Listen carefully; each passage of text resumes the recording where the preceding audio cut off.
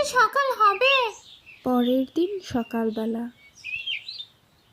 রাতুলের বউ বাবার বাড়ি যাওয়ার জন্য সকাল সকাল বেরিয়ে পড়ল।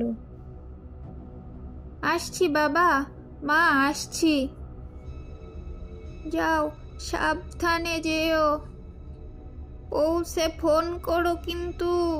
আমার স্কুল ছুটি থাকলে তো আমিই দিয়ে আসতে পারতাম। যাক, সমস্যা নেই। চলো মা, ঘরে চলো এখন। যাক, বউটা গেছে, শান্তি পেলাম। এখন শুধু সকাল হওয়ার অপেক্ষা। এখন একটু ঘুমিয়ে নেই, কাল যে কখন সকাল হবে।